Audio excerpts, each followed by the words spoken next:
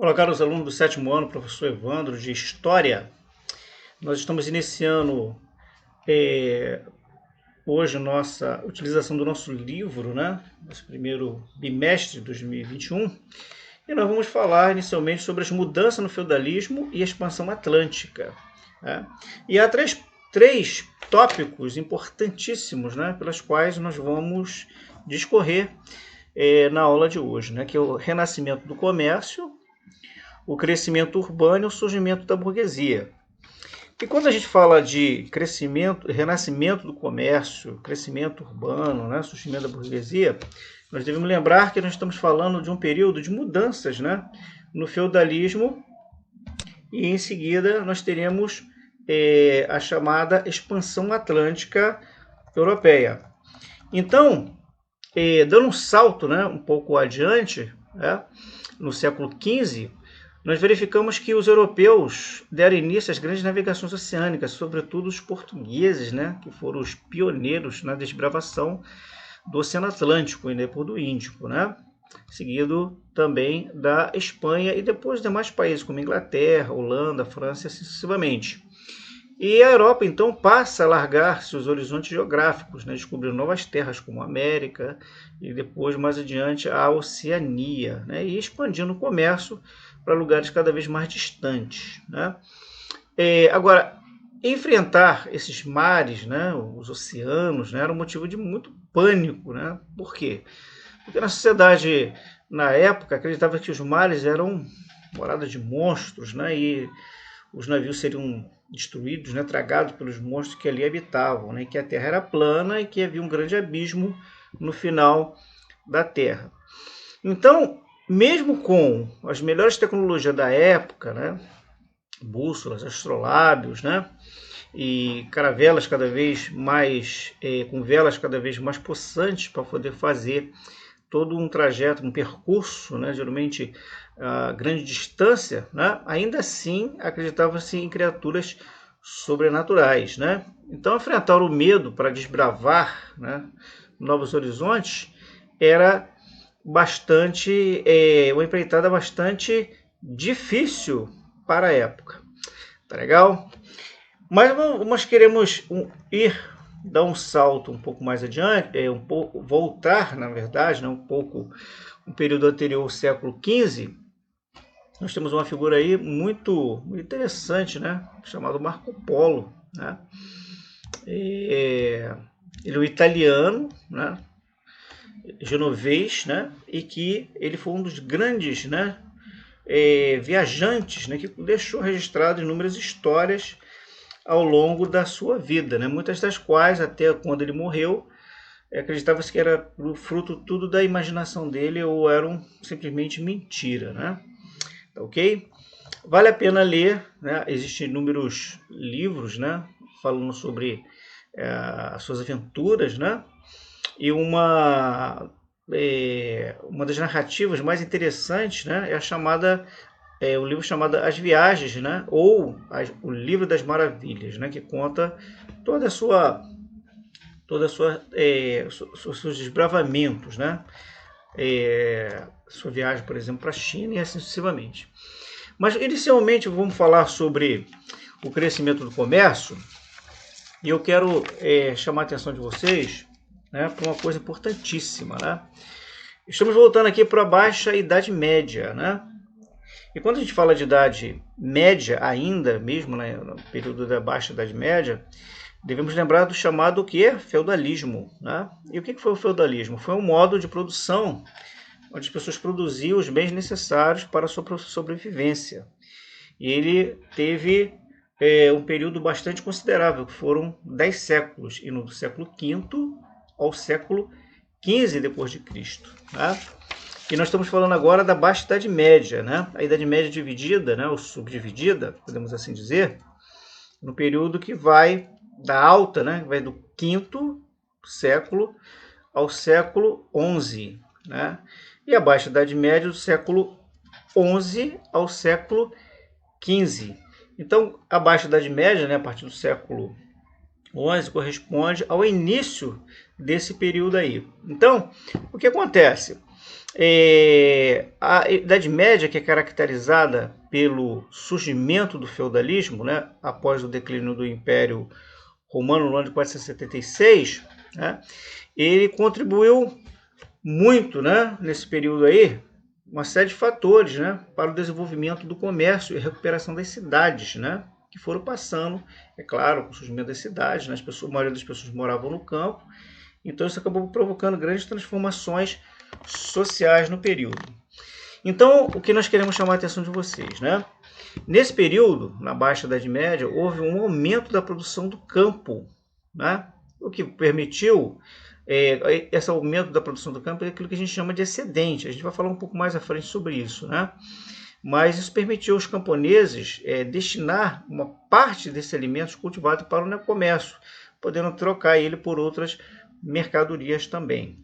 Lembrando que a sociedade feudal ela vivia essencialmente daquilo que ela produzia. Tá legal? Então a população da cidade volta a crescer, né? E surge também novas rotas mercantis, né? Nós temos a gente vai ver um pouco mais adiante também, né? Que inúmeras rotas foram surgindo nesse período aí. Então esse foi um cenário muito favorável, né? Para a população das cidades voltar a crescer, né? E também foi um cenário muito favorável, né, aos comerciantes voltar a ser uma figura muito comum, tá, na sociedade ou na paisagem medieval. No entanto, um pouco mais adiante, no século XIV, né, a gente vai ter então, né, a Europa, né, do Ocidente, ela enfrenta uma grande crise, e nós vamos falar um pouco mais sobre ela também mais adiante, né? E ela acaba resultando, então, no fim do feudalismo, né? Essa crise, na verdade, ela começa no século XIV, mas ela tem o seu ápice no século seguinte, no século XV, quando definitivamente o feudalismo desaparece e dá lugar àquilo que a gente chama de capitalismo, ok? Mas vamos, para a gente chegar lá, a gente precisa falar sobre essas transformações que foram ocorrendo na chamada Baixa Idade Média no século XI. Então, o que acontece? A partir do século XI, como nós falamos anteriormente, a produção de alimentos, né, dos camponeses, ela aumentou muito, né? E eles tiravam para sua sobrevivência e esse excedente ele passou a comercializar. Né?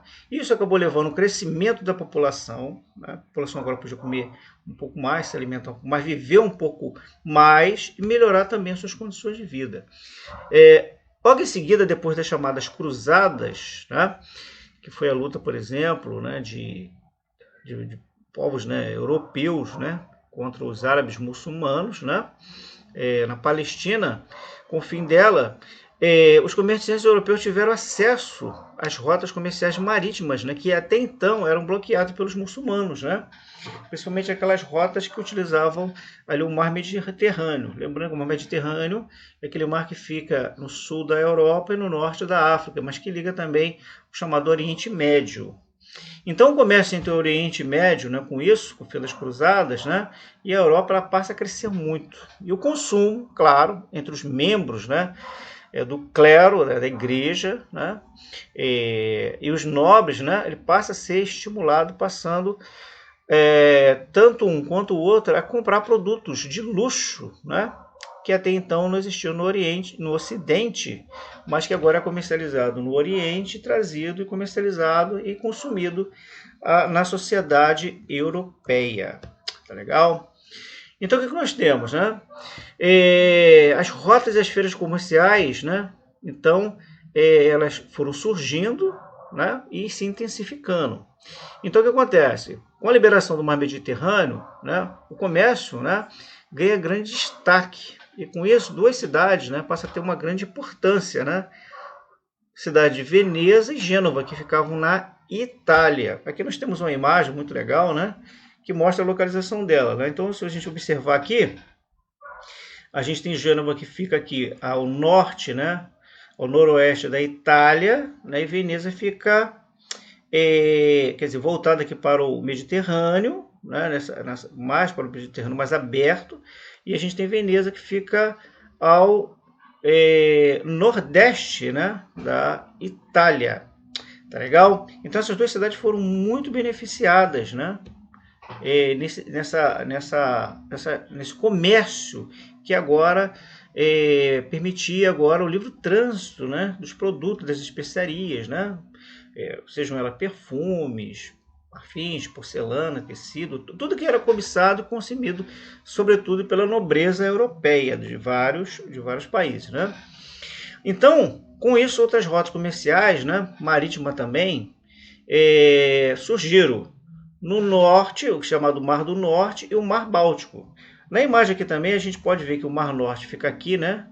Ele banha a costa leste da Europa, né, alguns países nórdicos aqui, e o norte da Alemanha, né? O Mar Báltico, ele fica aqui, né, nessa porção aqui, né, mais a leste, né, do Mar Norte. Ok? Muito bem. Então, olha só, esse contato entre as regiões, então, as diferentes regiões, mas sobretudo o Oriente e o Ocidente, né, foi formando novas rotas, principalmente por terra, por rio, por mar. O desejo dos comerciantes, né, em trocar, comprar, né, novos produtos, né, que até então não era comercializado na Europa, se tornou muito intenso. Então, a gente pode destacar que essas rotas terrestres, por exemplo, no noroeste da Europa, deu origem a importantes centros de comércio e produção de tecido e lã. E já nos cruzamentos dessas rotas, aí sim é que vão surgir, né, quando havia o encontro de diversas mercadorias, né, que era como um cruzado, né, vem uma rota num sentido, outra rota no outro sentido, né, esse encontro, né, permitiu o encontro de mercadores, né, que fizeram surgir aquilo que a gente dá chamada feiras de comércio.